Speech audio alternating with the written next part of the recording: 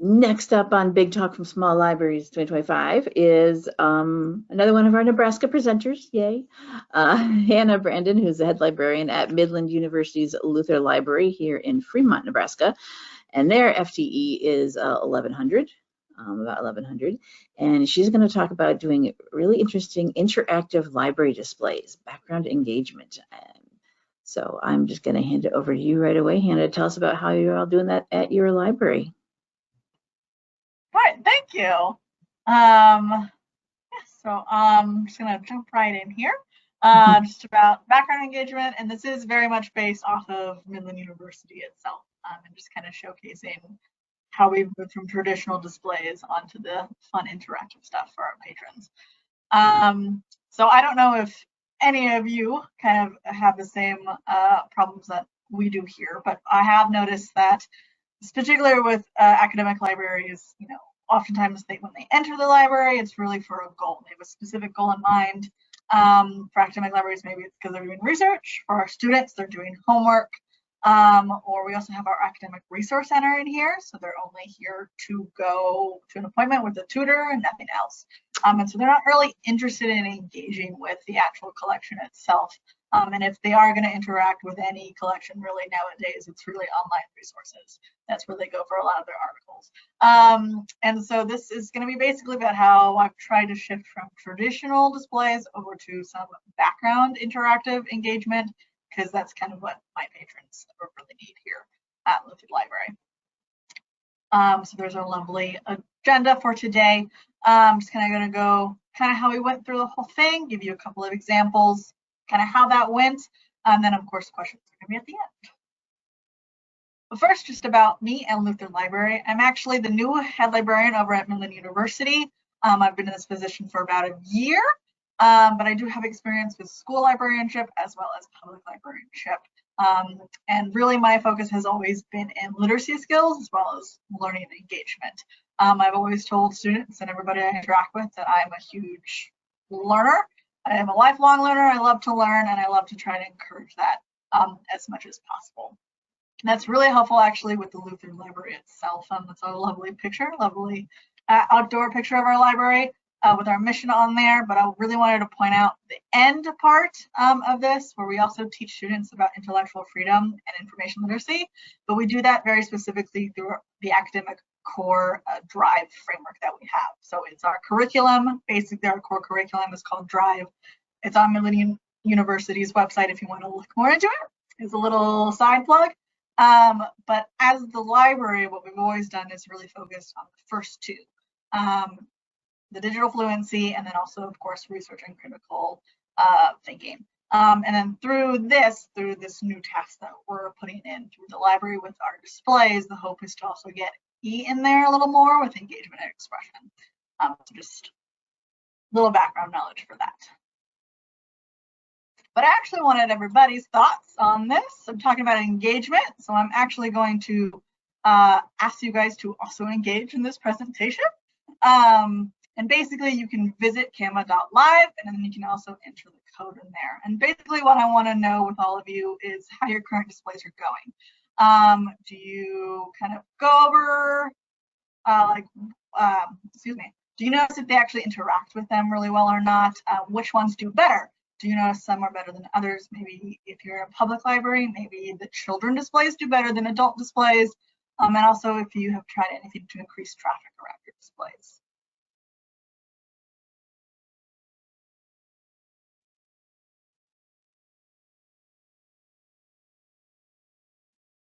All right.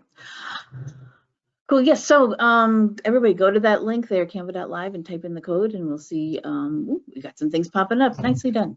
Very nice. So cookbook displays. Yes, I have also noticed. I see live 10, but they're very slow to pop up. So give it just a moment to.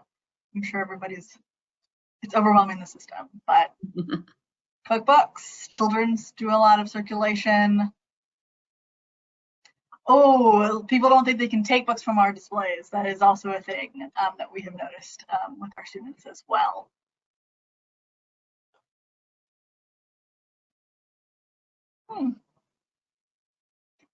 See more things happening, but there we go. So monthly themes to get more interest. Ask if they can take from things. Yeah, blind date with a book. I've always loved that for February. Bookopoly sounds great. That sounds very fun. Oh, flyers that tie into things. That's great. Steam Ahead children's display is, well, that sounds really fun actually. Staff picks, incredible. Children's display, great. Adult displays aren't really touched, yeah. Yeah, awesome, awesome. Displays are changed every 2 weeks to keep things fresh. Very nice.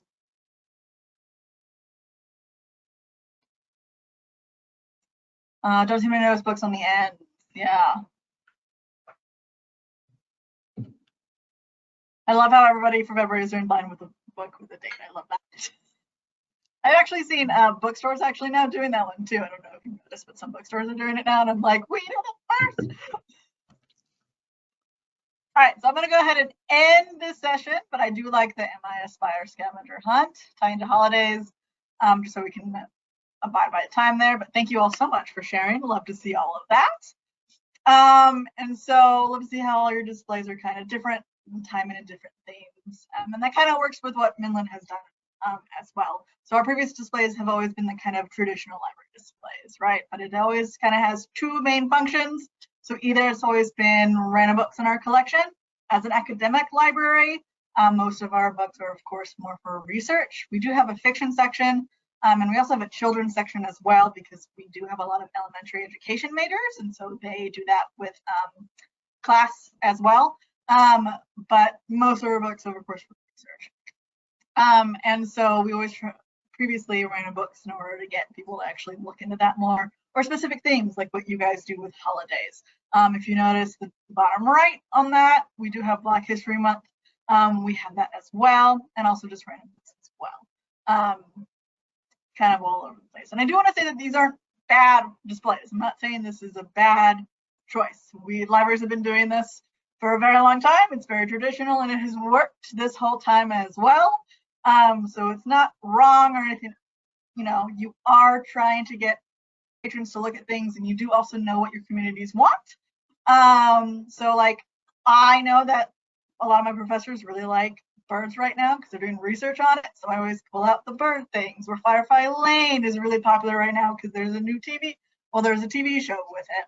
And so you know what it needs and everything, and try to get it people to actually look at the displays with books like that, and it's always worked.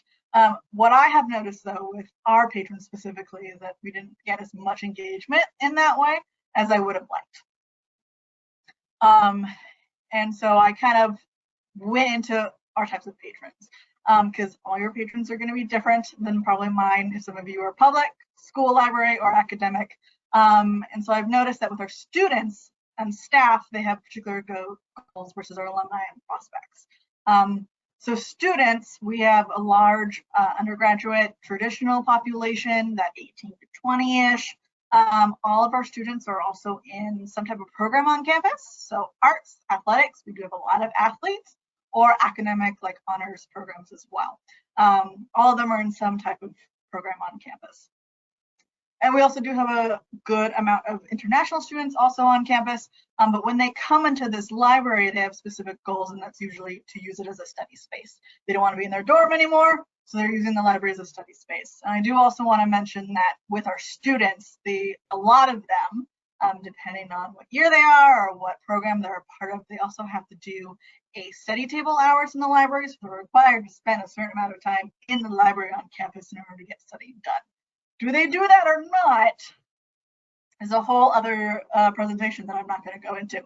But their goals is always to get the work done or focus on what they need to get done. And that's really also ties into our staff as well. Faculty and staff come in maybe for meetings, or they do it to meet with students, or they're going for their very particular research, or they need to talk to me to do class presentations. But it's not like they're in the library for that. That's usually through email. And then I go do class presentations outside of the library for that. And usually for all of that purposes for research, it's always going to be using the online resources rather than our actual collection, even though I try so hard to make them realize that we do have books in person as well.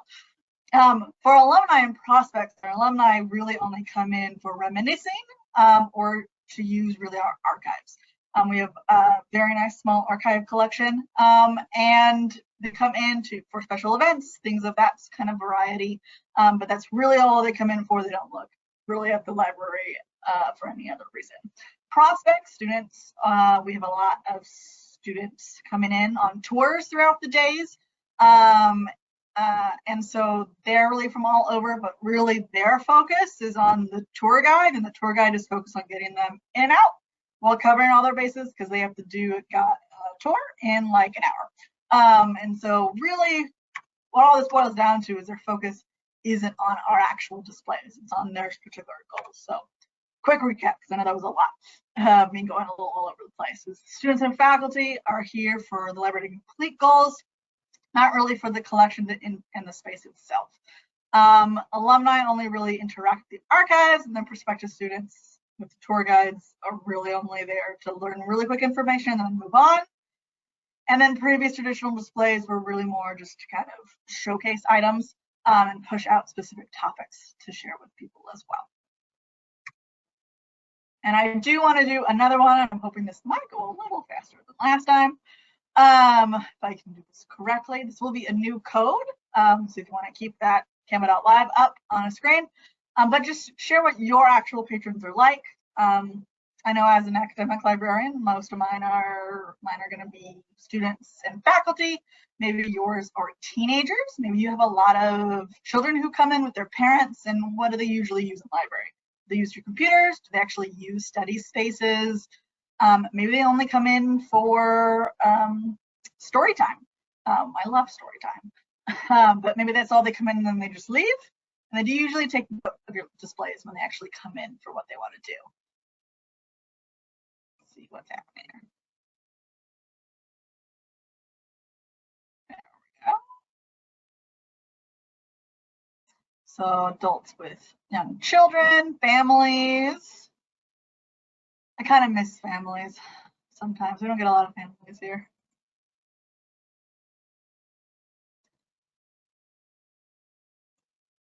So homeschool families meeting up, kids after school to do. Families, lots of families. Some college kids. Everybody is going to come in. Study groups. Computer users to do quick things in and out. Yep. Crafts, Lego Day, and story time. Very fun. Children of families, older patrons only come in to check out books. Nice. Maybe they pay a little attention to your displays, maybe a little more than others. Let's see if this loads a little more for me. Just to browse books. I am very jealous of that. None of my students browse books. None of my patrons really browse. Sometimes faculty browse, but mostly they already know what they want. Just to pick up holds, yep, that's how most of my faculty and staff are. All right. A lot of older patrons, lots of families. Amish, wow. Book clubs, love book clubs. All right, I'm gonna go ahead and end this for everybody. Continue on. Love seeing all of that. All right. So, love seeing how all of your patrons interact. And so what we did with our patrons, and kind of because of how our patrons are, and because they have incredibly chaotic schedules, we really needed to find something that worked in the displays that still interested them, because we knew the traditional one wasn't really working anymore. And that's why we did interactive background displays, because then it would be something for them to do while they're here without pushing it too hard. And also, as I've talked about, as I said, patrons who do come in with a goal might feel like they don't really have time to actually look at a display and actually connect with it, especially if it's a complicated interaction. With students and faculty, they have classes, they have outside of our classes, they have their own lives. but especially with our students, they have their own programs. We are doing rent soon, and so all of our art students are like, I can't do this because I have, rehearsal every single day, plus choir practice, plus this. And so they have very busy schedules, and it doesn't allow for a lot of actual engaging, like event interaction. So the goal is to do background interaction with our displays instead. And we ought to make sure that it also worked with our building hours. And so we did that by ensuring 4 things. Had to be visible, but in the background, so they didn't feel like they had to do it, and not taking time away from their goals while they're in the library. Do it on their own accord. The display also had to be available for long periods of time. We're open morning to night. We're open all the way until 11 p.m. But we also need to make sure it wasn't constant library supervision. As a small private college, a small private academic library, I am the only librarian, but we do have other full-time library staff, and we have a lot of student workers. And so I needed to ensure when I was making displays along with my student workers that they didn't have to be constantly looking at things, and neither did the other library staff as well, because they had their own work to do. The display also had to encourage interaction and engagement in a simple but tempting way, if that makes sense, because again, if it's too complicated, they might think I don't have time for this. I gotta get that report done. I have to get my research done because the article is due, at midnight, and I'm procrastinating. And I didn't go to that event workshop that the librarian put together because I was too busy with rehearsals. So I need to do it now instead of looking at this complicated display. The last thing is that the display had to incorporate some form of academia within it, or literacy skills. And the reason for that is because as an academic librarian, there are other departments on campus that really focus on actual fun events for students. And so as the library is more encouraged to do things that kind of focus on literacy skills and learning, rather than say like de-stressing and hanging out with puppies and kind of things. And so it had to do something. So my 3 examples for today. First one is for Constitution Day, and then First Gen Week, and then Warrior Favorites. And so let's go ahead and do Constitution Day. So I don't know if you guys, maybe some of the academic librarians know this, but as an academic library, as an institution, we are encouraged to celebrate Constitution Day, and that was September 17th of last year. And so it was actually a campus-wide event that the library participated in, and kind of was trying to do like an immersive atmosphere for all the students on campus to celebrate. That's our flyer on the left-hand side. The live historical reading was done by a different department, but it was a lot of fun because it was a professor dressing up as a founding father, and it was during lunchtime because we thought some students at the very least, right before more classes started, could actually come visit. We didn't get a decent crowd before it started to rain. But I also want to point out that in terms of the library itself, we did have it for most of our hours. We didn't have it for the majority of the day, so that people can kind of do what my boss likes to call a drive-by. A stop-by, basically, where they can just kind of engage in conversation activities on their own time.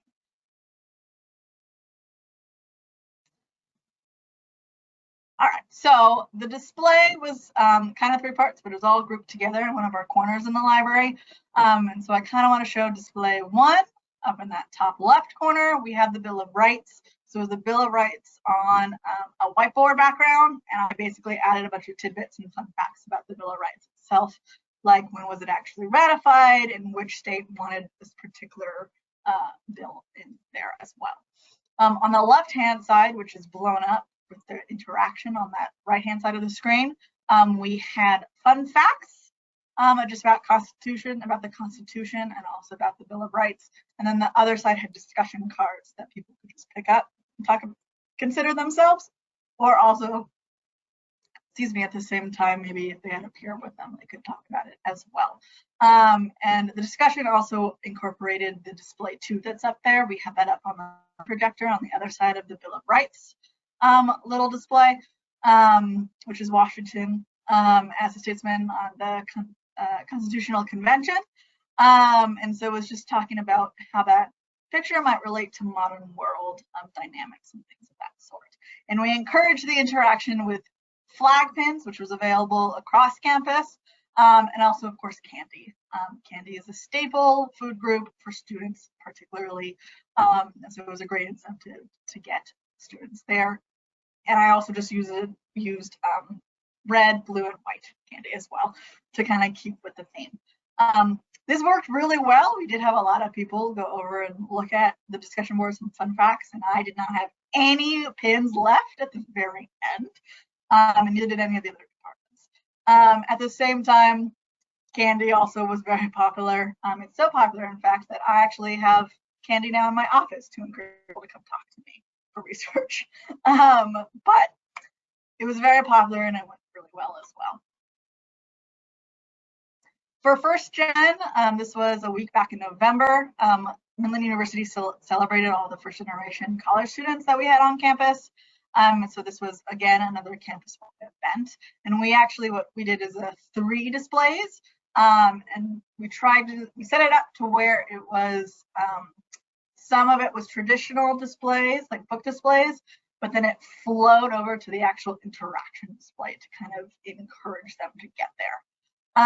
Or in the same case, encourage them to go opposite of where they interact and then go look at materials.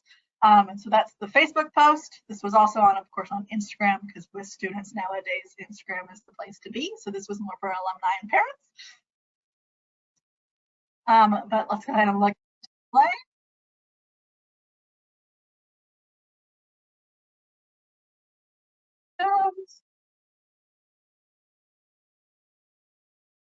So I do want to pause it there, but I'm going to go back to display 1. So one display was part of our library spotlights, and this was actually done by one of my student workers who had this idea of where they took the first book in a book series and then they compared that to being a first generation college student as the start of something amazing, which was really fabulous, and I was really proud of them for that. The second display was actually slightly interactive in the sense that they could actually take a book.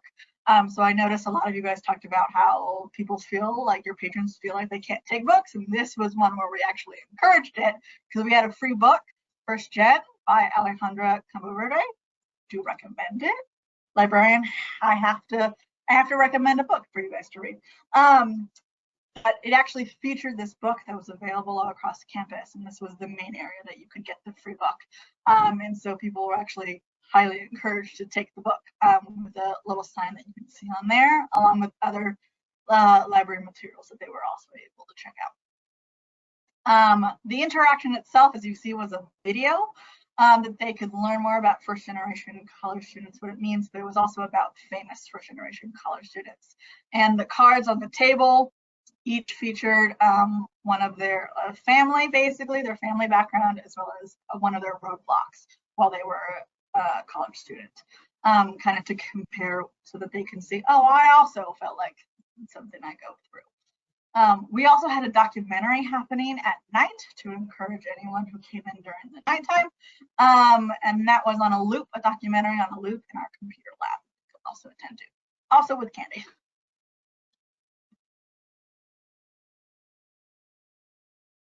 So the last one that I wanted to share is warrior favorites. I've noticed that some of you guys talked about staff picks, and this was actually taken from staff picks that I've seen in public libraries. Because I really wanted to encourage our patrons, especially our students, to realize that the library isn't just a place for them to do work. It's also their library space, their library as well, and they're a permanent part of our library as well. And so I did that by, instead of doing staff picks, I did warrior favorites to where our patrons could actually share what their favorite books are or materials are in our collection.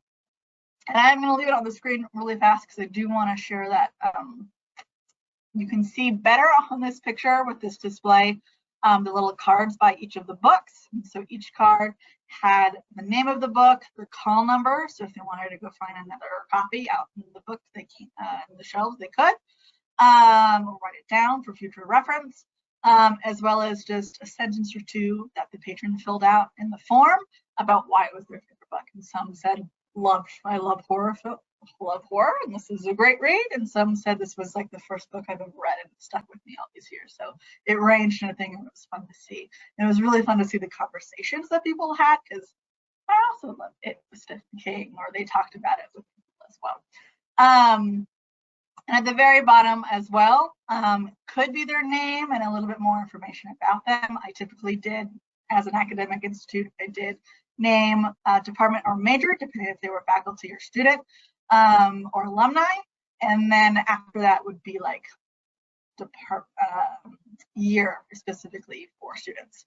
They could also remain anonymous if they didn't want to actually share their name, if they didn't want to share what they'd like to read, but they still wanted to be part of the display.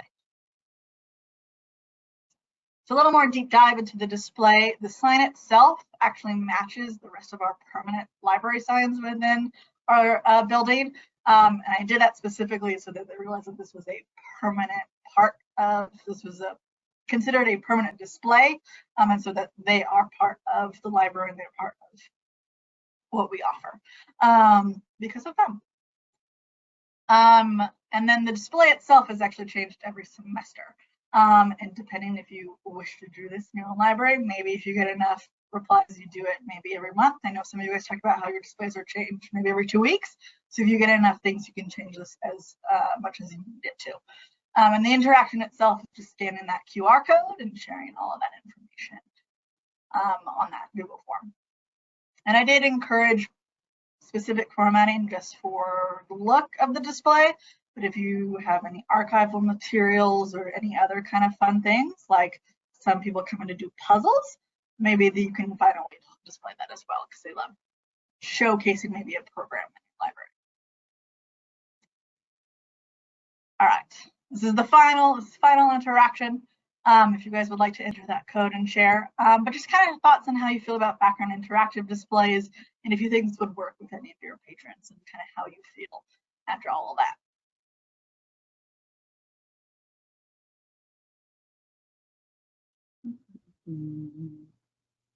Slowly, surely.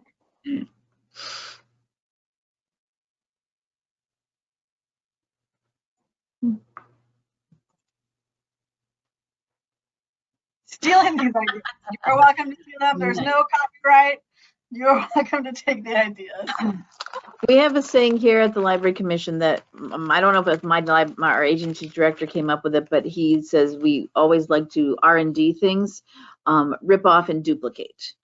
Yes, very much so. We do this a lot. We borrow things from each other. We do interlibrary loan, borrow items. We borrow ideas too. Absolutely. Absolutely. All right, let's see if these like to share. I do want to share like overall results after this, and then we can do actual questions and some of my future plans that I still have. But assuming this wishes to work for me today.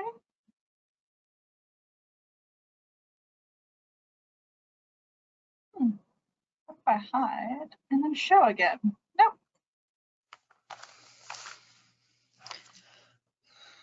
Well, I am hopeful, only because this is taking a little while. Oh, patron favorites, good. Patron picks, good. I'm glad everybody liked that. I was really scared, but actually when I started that one, so I'm like, would they actually do it? And I did actually get a very decent amount, especially when I opened it up to faculty and staff alumni. Some students are like, I don't have time sometimes, but they always have time to fill out a form because they have to do it all the time anyways.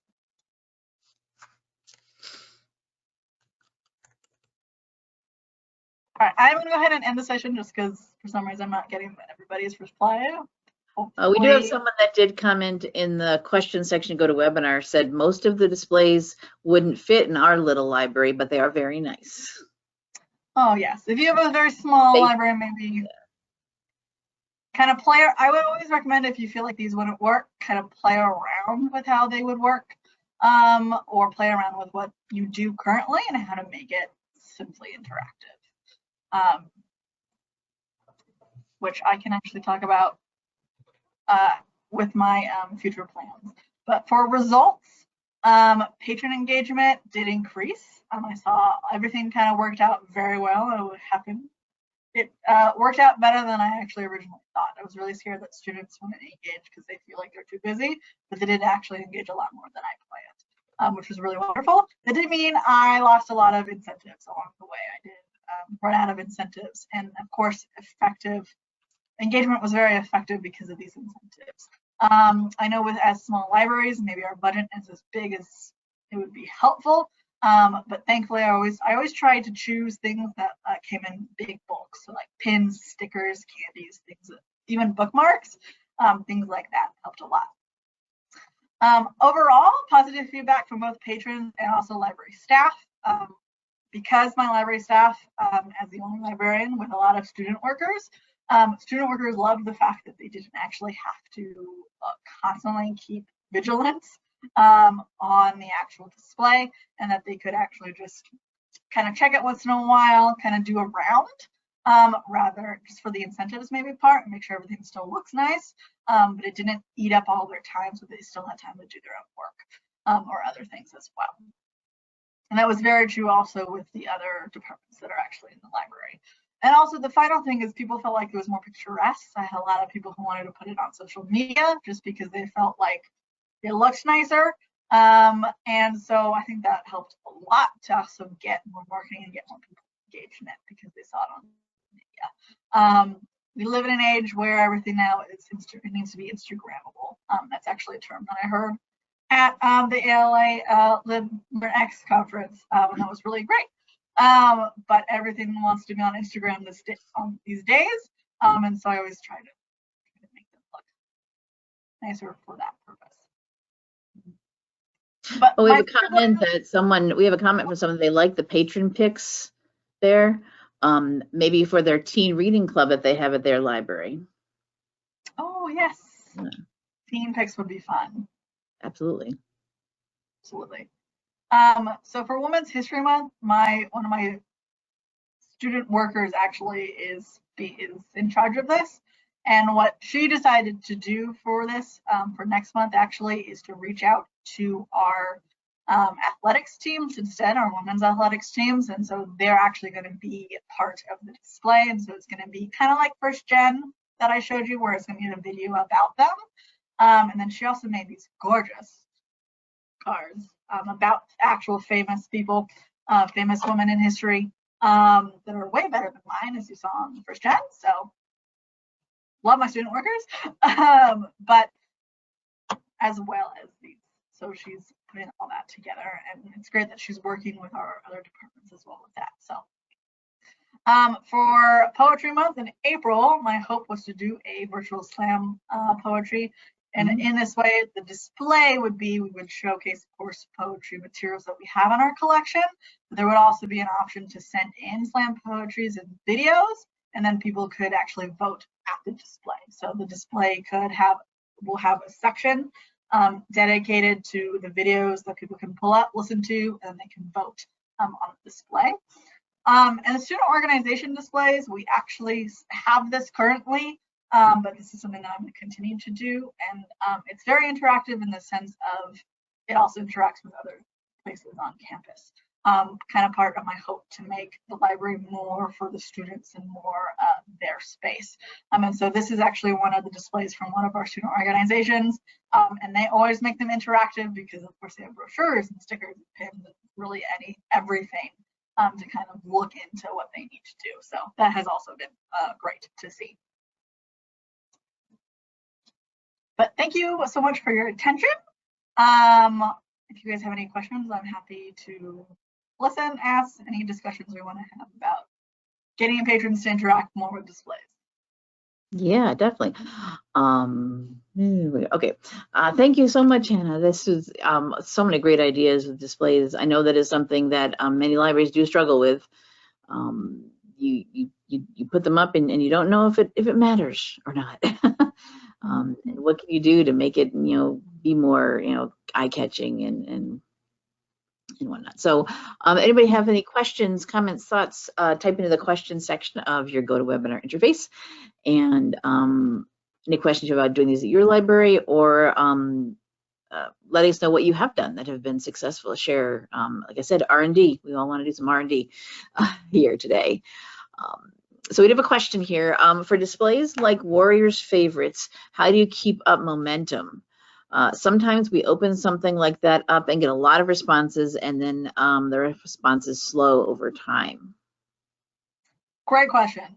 I do, it seems to always kind of be something that we all kind of have to deal with as librarians, is to keep up interest, right? So usually what I do is I work with our IT department specifically.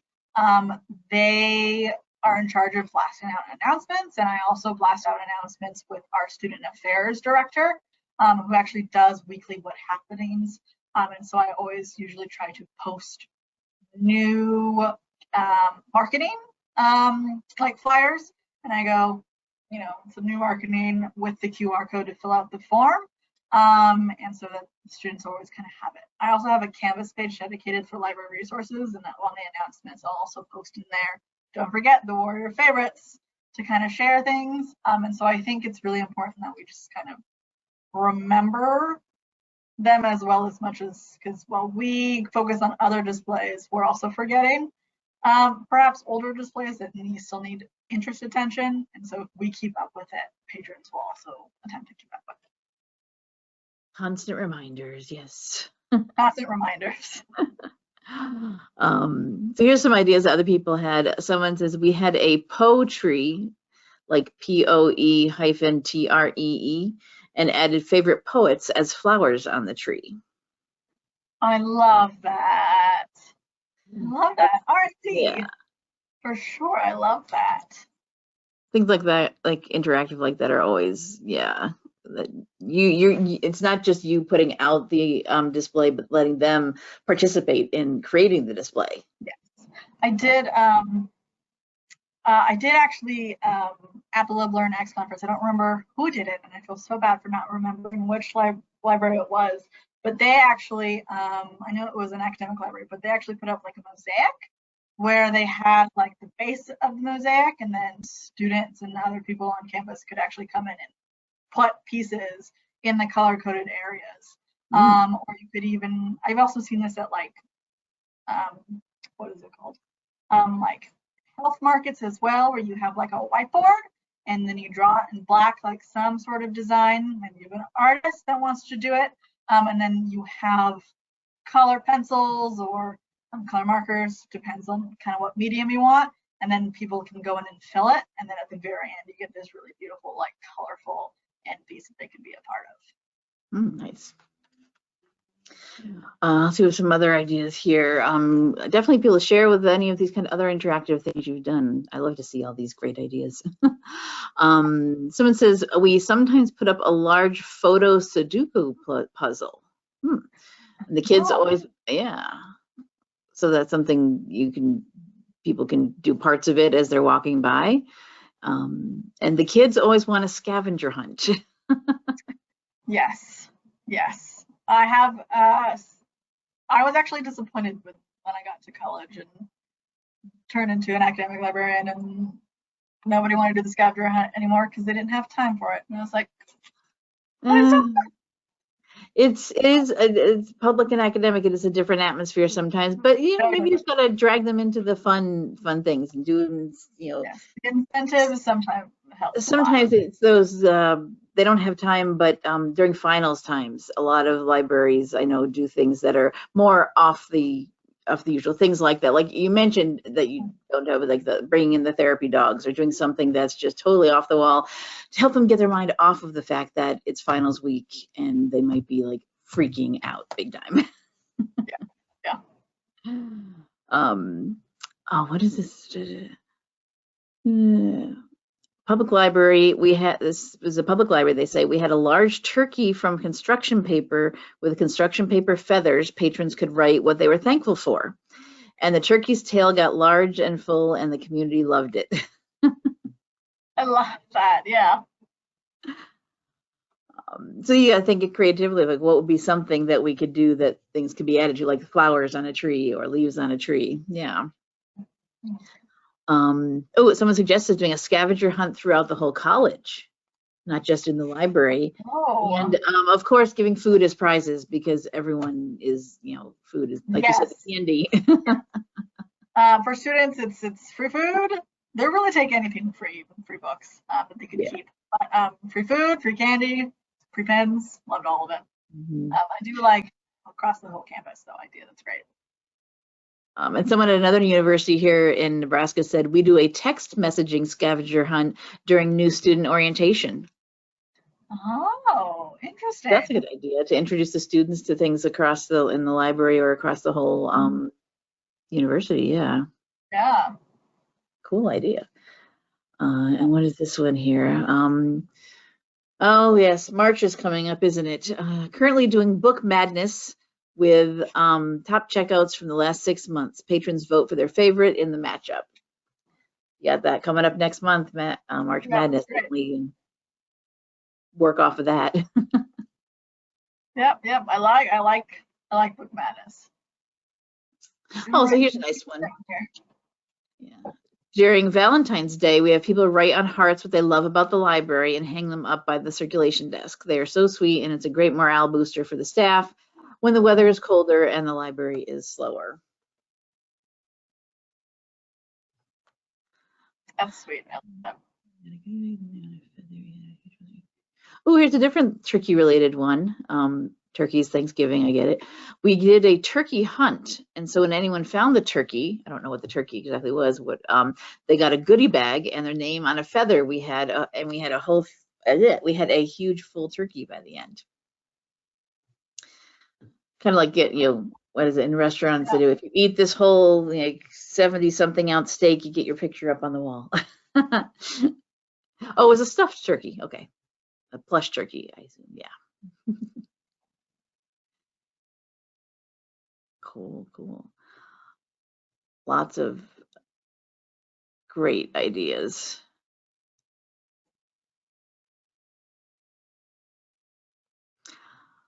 And here's another one. One simple interactive display we do uses sticky notes. Oh, I've seen libraries use sticky notes as ways for patrons, students, or citizens to share things. We have sticky notes and markers available. Each person colors a sticky note and we create a large collaborative mosaic display with all of the squares. Oh, so it's just artwork.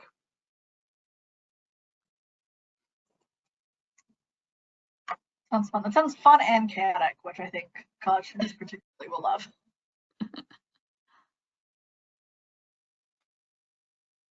Yeah. So it sounds like people are doing so many different interactive things, just getting people, interested and it isn't always, they are library related, but it's not necessarily, here's a book you should check out, or here's the craft for the sweet summer, for this story time, or here's what you need for your class this coming up this semester. Yeah, absolutely. And I think that really shows that, even if we are all different types of libraries, we can still R&D, and it can go across the board. Oh, here's a cool thing to use. We have 2 boards painted with chalkboard paint.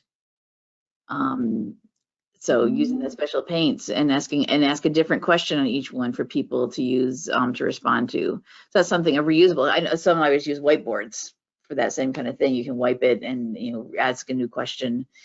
And then I see lots of the reason I know about these. I don't work at a library. Obviously, I'm here at the Library Commission, but they share these out on their social media. Here's a picture of all the answers to what's your favorite snack, or what's your favorite dog breed or something. Nice. Love it. Yeah. All right. Any other last minute things that people want to share related to doing displays in your library?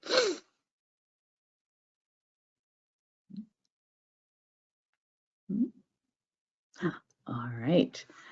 I think that will. It looks like the questions are slowing down, drying up. That's awesome. Everybody shared everything they wanted to. Perfect.